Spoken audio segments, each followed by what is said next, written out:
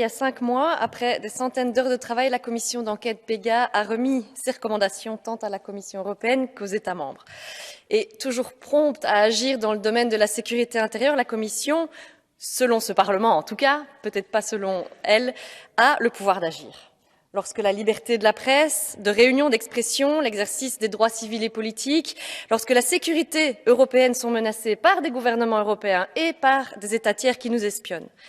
Et ce n'est pas seulement à ce Parlement que l'on vous demande de répondre, c'est aux milliers de victimes d'espionnage illégal, aux journalistes et leurs sources en danger parce qu'au lieu d'être protégés par vous, ils sont espionnés, aux victimes de violations des droits fondamentaux parce que nos États exportent des logiciels malveillants vers des régimes autoritaires.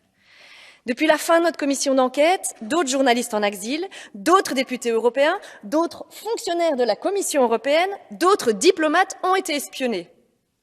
Et toujours aucune réaction. Et au contraire, l'Union européenne continue à déballer le tapis rouge aux États tiers qui sont soupçonnés d'être à l'origine de ces attaques. Et donc, j'ai des questions. Pourquoi le fait que le Vietnam puisse nous espionner ne suscite pas le moindre émoi? Pourquoi la France, via la société Nexa, a-t-elle pu, en toute impunité, exporter vers un des pays les plus liberticides au monde, alors que ce type de logiciel risque d'être utilisé contre des opposants politiques? Pourquoi des enquêtes ne sont-elles pas ouvertes sur les tentatives d'espionnage sur notre collègue Carles Quint, sur notre présidente Metsola, sur des membres de la Commission européenne?